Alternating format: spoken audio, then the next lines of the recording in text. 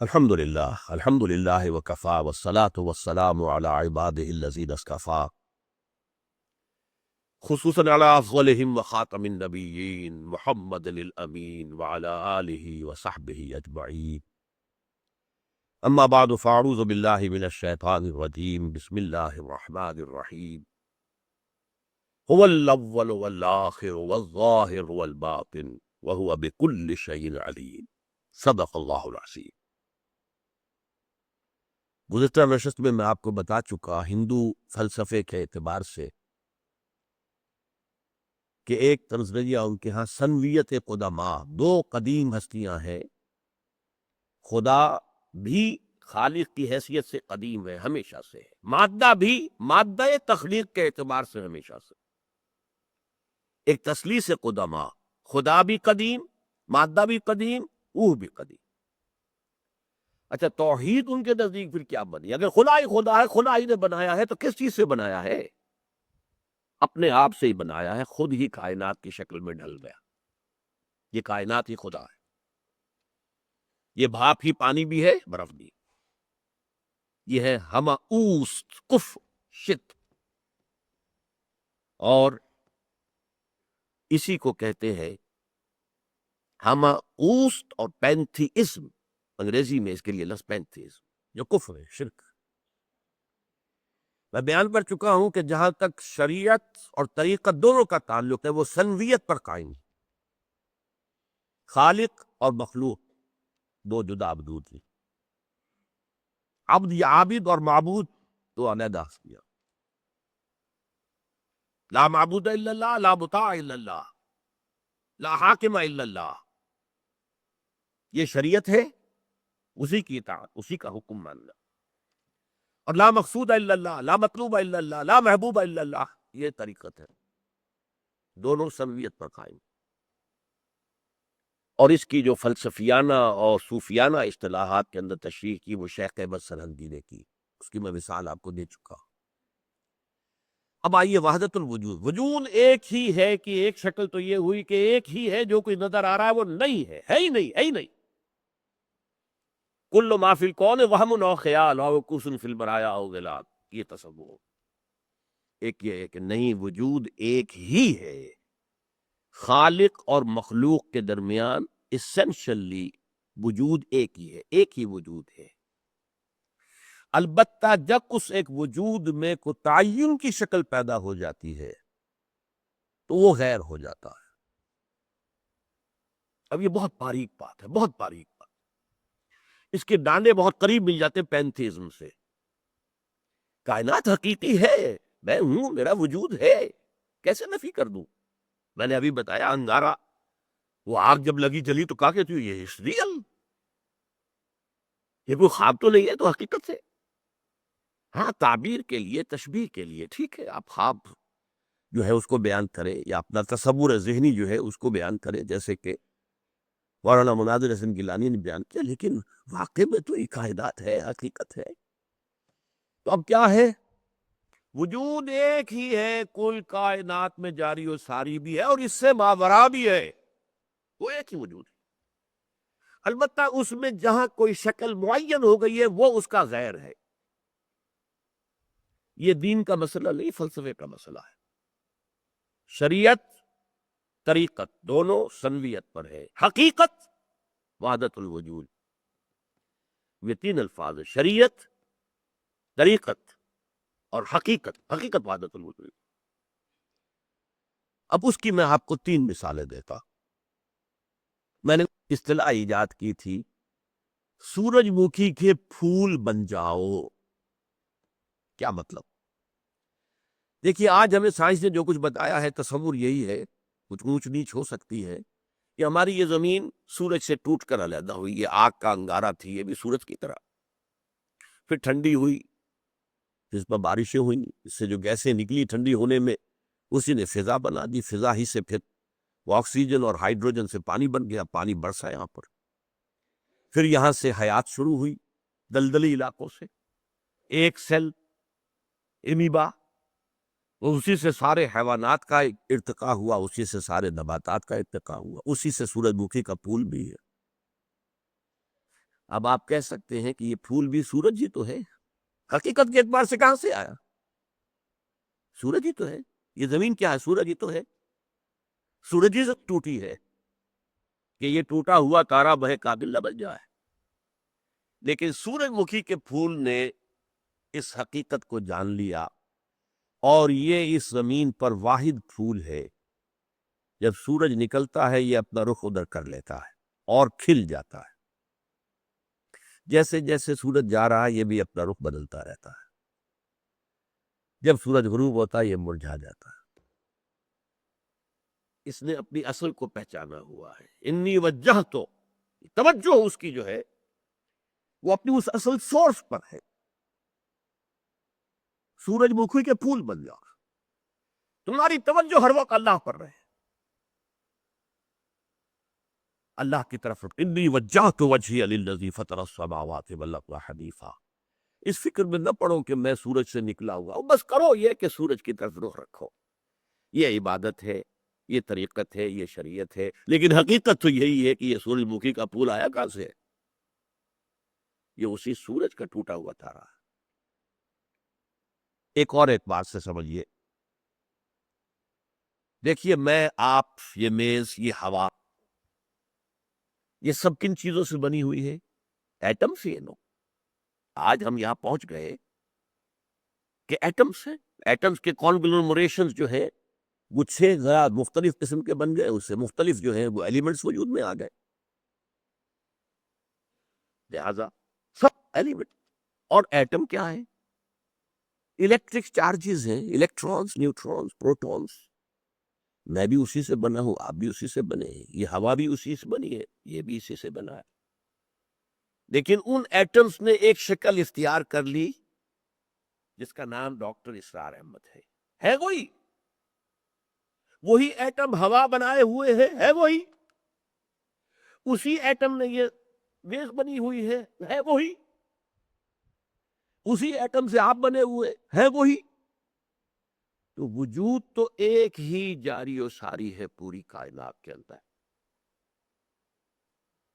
لیکن جب معین ہو گئی شے تو میں اور ہوں، تم اور ہو، آپ اور ہیں، یہ ہوا اور ہے، میز اور ہے، سورج اور ہے، چاند اور ہے، وجود ایک ہی، اسینشلی وحدت الوجود، وجود حقیقتاً ایک ہی ہے۔ البتہ جب وہ وجود کوئی معین شکل اختیار کر لیتا ہے تو وہ اب غیر ہو جاتا ہے، وہ خدا نہیں ہے۔ پینتھیزم سے یہاں علیحدہ ہو گیا، وہ خدا نہیں ہے، وہ خدا کا غیر ہے۔ لہذا پینتھیزم سے ہم اس سے علیحدہ ہو گیا ہے۔ وحدت الوجود، وجود ایک ہے، وجود ایک ہے، اور یا یہ کہیے کہ باقی جو کچھ ہے ہی نہیں، یا یہ کہیے کہ باقی جو کچھ نظر آ رہا اسی وجود کی معین شکلیں ہیں، اور وہ اس وجود سے علیحدہ غیر ہے۔ اچھا، اس سے اب آگے چل کر میرا ایک اور فلسفہ ہے جس کو میں نے تفصیل سے بیان کیا ہے، ایجاد و ابداع عالم سے عالمی نظام خلافت تک۔ یہ کائنات اللہ کے امر کن سے وجود میں آئی ہے، جو شے بن رہی ہے کن سے پر۔ یہ کن کیا ہے؟ کلام ہے، کلام اللہ کی صفت ہے، اور متکلمین نے سارے فلسفے کھنگال کے فیصلہ کیا ہے، یہ بات ٹیڑھا مسئلہ ہے جو شروع سے چلا آ رہا ہے۔ اللہ کی صفات اس کی ذات کا جزو لا ینفک ہے یا علیحدہ ہے؟ ایک اللہ، ایک اس کا علم ہے، یہ علم اس کی ذات کے اندر ہے یا اس سے علیحدہ ہے صفات ذات حق حق سے جدا یا عین ذات؟ اقبال نے جو ابلیس کی مجلس شورا میں یہ مصرع کہا ہے، اس پر اتنی بحثیں کی ہیں متکلمین نے اور مسلمان فلاسفہ نے، یہ ذات و صفات، ایٹریبیوٹس آف گاڈ، آیا یہ گاڈ کی اپنی ذات کا جزو لا ینفک ہے اور ہمیشہ سے ہے، یا یہ اضافی شے ہے؟ اچھا، اس میں سب سے ٹیڑھا مسئلہ وہ ہو جاتا ہے کہ اللہ کی بعض صفات انفعالی ہے، میں نے کوئی کام کیا اللہ خوش ہو گیا، یہ خوشی تو انفعالی ہے، میرے اندر پہلے تو موجود نہیں تھی نا، کسی کی اچھے کام سے خوشی پیدا ہوئی، کوئی کام کیا اللہ ناراض ہو گیا، غضب اللہ تعالی واہتز لہ العرش. حضور کی حدیث ہے یہ، اذا بدح الفاسق، جب کسی فاسق و فاجر انسان کی مدح کی جاتی ہے اللہ تعالیٰ اتنا غضبناک ہوتا ہے کہ اس کا عرش کانپ اٹھتا ہے، لرز اٹھتا ہے غصے کی وجہ سے. یہ غصہ تو کسی کے عمل سے پیدا ہوا تو انفعالی شے ہو گئی. آپ دیکھ رہے ہیں اب یہ فلسفہ کتنے ٹیڑھے ہیں اور کتنے مسائل محیب ہیں، لیکن اس پر اجماع ہے کہ صفات باری تعالی لا عین ولا غیر. لا عین ہے، عین مانے تو مصیبت، غیر مانے تو مصیبت، لا عین ولا غیر. اور لا عین ولا غیر کا کیا مطلب ہوا؟ ایک اعتبار سے عین، ایک اعتبار سے غیر.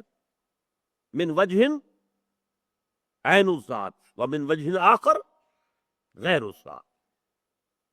لہذا اسی کو اب کلام پر جب ہم کریں گے، کن کا ظہور ہے تو کن اللہ کا کلام ہے، کلام اللہ کی صفت ہے. یہ کائنات نہ اس کا عین ہے نہ غیر ہے، یا ایک اعتبار سے عین ہے، ایک اعتبار سے غیر ہے. عین ہے essential وجود کے اعتبار سے، غیر ہے اپنے معین وجود کے اعتبار سے. یہ ہے فلسفہ وحدت الوجود. پلوٹائنس، شیخ اکبر، عبد القادر بیدل، غالب، پھر ہمارے ہاں شاہ ولی اللہ دہلوی. اب دیکھیے جہاں تک ابن عربی کا تعلق ہے، ہمارے ہاں یہ دو اپوزٹ پولز ملتے ہیں بزرگوں میں. ایک انتہا پر ابن تیمیہ ہے رحمۃ اللہ علیہ، جن کے بارے میں میں نے آپ کو بتایا کہ انہوں نے اس طرح سمجھا ہے، اس طرح اترتا ہے اللہ جیسے میں یہ ممبر سے اتر رہا ہوں، یہ زیادتی ہے. بہرحال ایک فکر، ایک سوچ ہے. قرآن اور حدیث کے بہت بڑے عالم تھے، بہت بڑے عالم، بہت بڑے عالم. دوسری انتہا پر ابن عربی ہے، جن کا فلسفہ میں نے آپ کو بتایا. تمام صوفیاء ابن عربی کو شیخ اکبر کہتے ہیں، الشیخ الاکبر.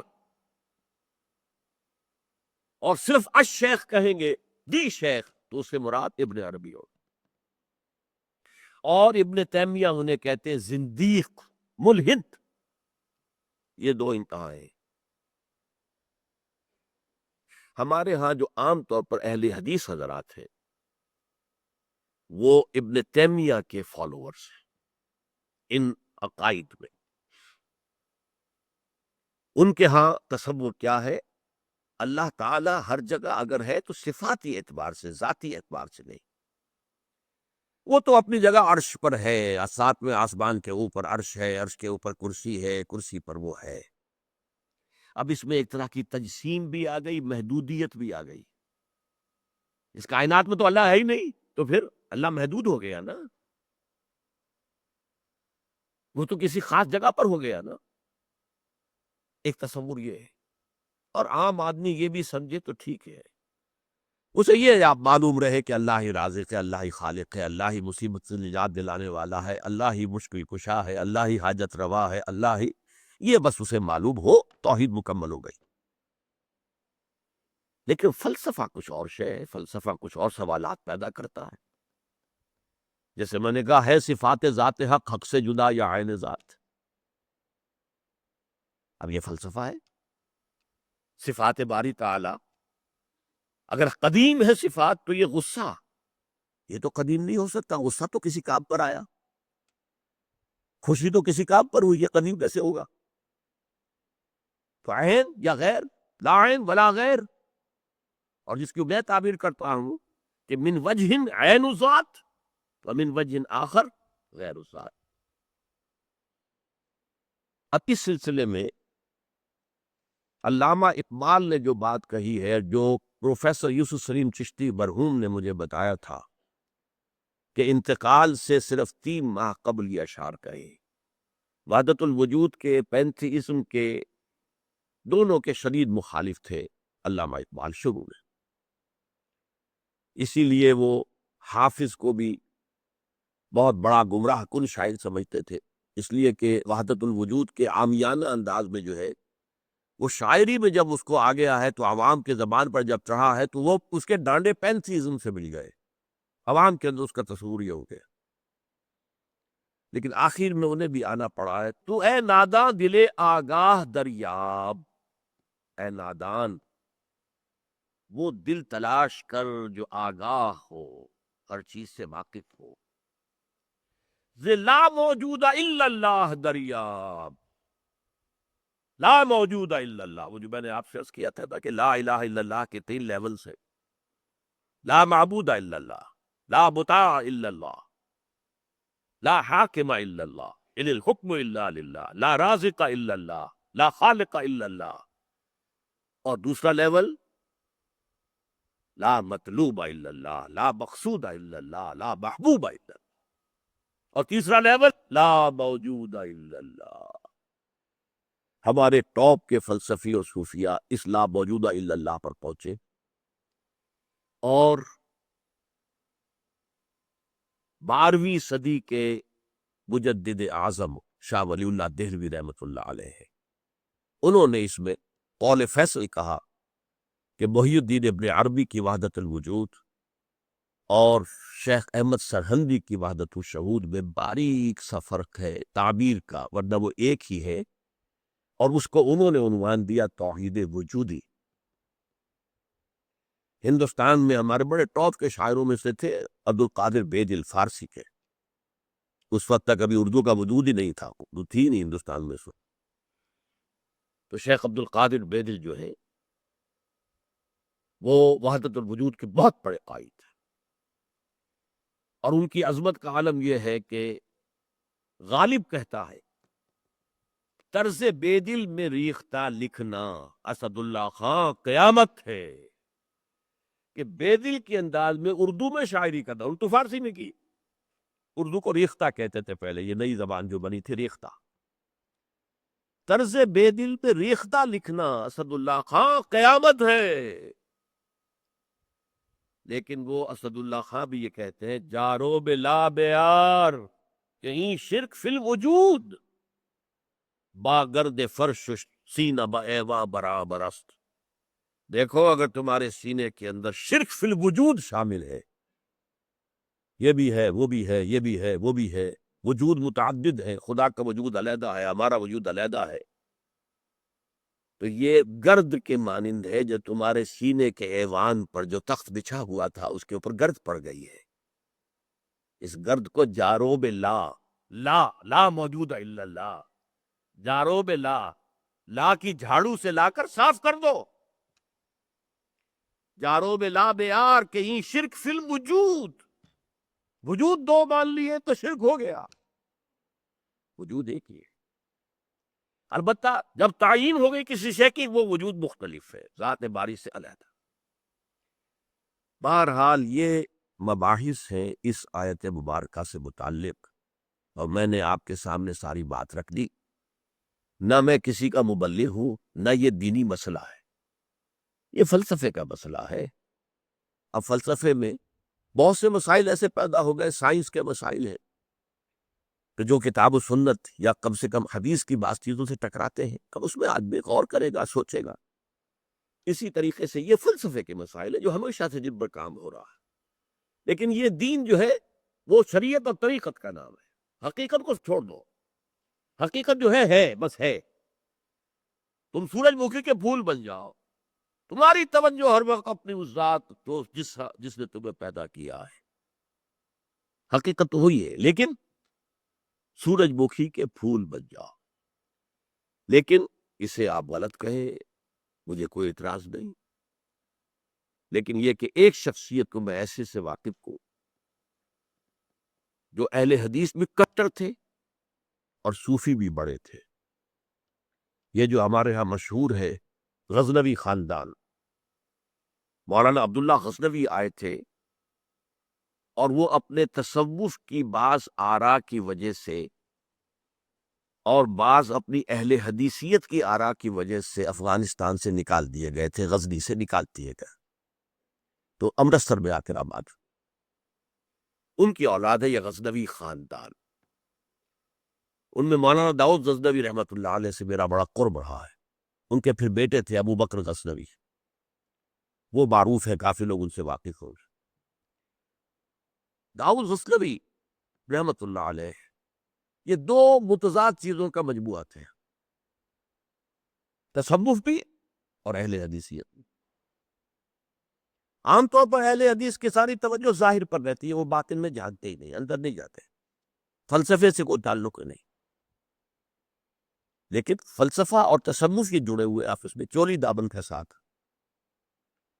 انہوں نے ایک دفعہ ملڈمری میں، جو اب سائیوال کہلاتا، آ کر تقریر کی۔ اہل حدیث مسجد تھی، میں بھی گیا ہوا تھا سننے کے لیے۔ انہوں نے وہ اہل حدیث نوجوانوں سے کہہ رہے تھے کہ دیکھو، تم اپنے مسلک پر قائم رہو، ہم غیر مقلد ہیں اور کسی کے مقلد نہیں ہیں، نہ ابو حنیفہ کے نہ مالک کے، لیکن کبھی بھی ان ائمہ کی توہین نہ کرنا۔ یہ ہمارے عام نوجوان جو کہتے ہیں ابو حنیفہ کو کیا پتا تھا، ابو حنیفہ کے پاس تو علم ہی نہیں تھا، ابو حنیفہ تو جو ہے علم حدیث میں کورے، یہ توہین کے الفاظ کبھی استعمال نہ۔ اچھا، اس واس کے ساتھ انہوں نے مثال دی کہ دیکھیے، شیخ محی الدین ابن عربی رحمت اللہ علیہ کے سب سے بڑے مخالف شیخ احمد سرہندی رحمت اللہ علیہ تھے، دونوں کے لیے رحمت اللہ علیہ کا۔ میں حیران ہو گیا، یہ وہابی آدمی، کٹر وہابی اہل حدیث، اور یہ شیخ ابن عربی رحمت اللہ علیہ کہہ رہا۔ خیر، میرے دل پر بھی اثر ہوا کہ بڑی وسعت ہے ان کے فکر و نظر میں۔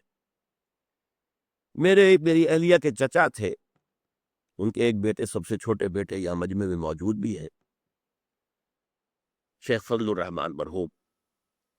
ان کے بہت گہرے تعلقات تھے یہ جو خاندان، غزنوی خاندان سے۔ انہوں نے شام کو کھانے پر بلایا، مجھے بھی بلا لیا، میں ان کا داماد ہی تھا میں۔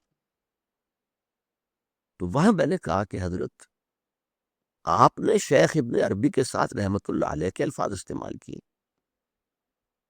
جبکہ ابن تیمیہ نے کوئی شرعی گالی چھوڑی نہیں ان کے لیے۔ زندیق، ملحد، اور آپ اہل حدیث ہیں، یہ کیسے ہوا؟ میں ان کی عظمت کا قائل ہو گیا، ان کی آنکھوں میں آنسو آ گیا۔ کہنے لگے ڈاکٹر صاحب، یہ دونوں ہمارے بزرگ ہیں، ہم خرد ہیں، آپس کے اختلافات وہ جانیں، ہم چھوٹے ہیں، خرد ہیں، خرد رہنے ہی میں عافیت سمجھتے ہیں، ہمارے لیے دونوں محترم۔ اور مسجد میں انہوں نے ایک مثال بیان کی تھی کہ شیخ احمد سرہندی رحمت اللہ علیہ نے شیخ ابن عربی کے بارے میں اپنے مکتوبات میں لکھا ہے، ما ذل بردار خان ایشانم لیکن چکنم معاملہ صفات باری تعالی است، کہ ہم شیخ ابن عربی کے دسترخوان کے جھوٹے ٹکڑے کھانے والوں میں سے ہیں۔ کون کہہ رہا ہے؟ مجدد الفسانی کہہ رہا ہے، ما ذل بردار خان ایشانم، ان کے دسترخوان کے سوکھے جوڑے ہوئے جھوٹے ٹکڑے کھانے والوں میں سے ہم ہیں، لیکن چکنم، لیکن کیا کریں، معاملہ سے بات باری تعالیٰ، یہ باری تعالیٰ کی صفات کا معاملہ ہے، ہمیں اختلاف کرنا پڑ رہا ہے، اختلاف ہم کر رہے ہیں، لیکن ہم ان کے دسترخوان کے جھوٹے ٹکڑے کھانے والے۔ یہ کہہ رہے ہیں شیخ احمد سرہندی رحمت اللہ علیہ، جن کے بارے میں مشہور ہے کہ ابن عربی کا یا تو مخالف اول ابن تیمیہ رحمت اللہ علیہ، اور یا پھر مخالف دوم جس نے جوابی فلسفہ پیدا کیا، وہ شیخ احمد سرہندی رحمت اللہ۔ تو یہ ہے کہ ان چیزوں کے بارے میں اپنے سینوں کو وسعت دیجئے، آپ ابن عربی کے نبات کو چھوڑ دیجئے، پھینک دیجئے، لیکن توہین نہ کیجئے، اس کو خام خواہ کفر سے تعبیر نہ کیجئے۔ یہ چیزیں جو ہے، اور پھر ہمارے سارے صوفیہ جو اس کے قائل ہیں، پھر ان سے بدزنی ہوئی، میں صرف اس لیے کہ وہ بدزنی اور دلی نفرت کا معاملہ ختم ہو جائے۔ میں یہ ساری بحث اس لیے کیا کرتا ہوں، ورنہ میرے عام دروس میں ان مسائل پر گفتگو نہیں ہوتی ہے، بڑے گہرے مسائل ہیں اور ان کا سمجھنا عام لوگوں کے لیے ممکن بھی نہیں ہے، بلکہ عام آدمی کے، یہ جس کو کہتے ہیں نا ہوشدار کے رہ بردب تیغست قدم را، ہوشیار رہ جاؤ، یہ تم جو چل رہے ہو یہ تلوار کی دھار کی طرح کا راستہ ہے، کاٹ کے رکھ دے گا تمہیں۔ جیسے ہم کہتے ہیں پل صراط جو ہے وہ بال سے زیادہ باریک ہوگا اور تلوار کی دھار سے زیادہ تیز ہوگا، جس پر سے گزرنا ہے قیامت میں۔ یہ کہاوت ہے۔ اسی طرح یہ ہماؤس یا پینتھیزم اور وحدت الوجود شیخ ابن عربی کا، یہ اس قدر قریب ایک دوسرے سے ہے کہ اس میں ادھر سے ادھر بھٹک جانا یہ بہت آسان ہے، اس سے بچنا چاہیے۔ پینتھیزم میں یہ کائنات حقیقی ہے اور خود خدا ہے، وحدت الوجود میں ایسنس جو ہے وجود وہ تو ہے بسیط کس کائنات کا اور اللہ کا، لیکن جب ہم نے کوئی معین شکل اختیار کر لی، یہ ایٹمز ایک خاص شکل میں جمع ہو گئے تو ان کی صورت بن گئی ہے، وہی ایٹم کوئی خاص شکل میں جمع ہو گئے تو میری صورت بن گئی ہے، اب میں اس سے غیر ہوں، یہ مجھ سے غیر ہوں، وہ علیحدہ وجود کے حامل ہے۔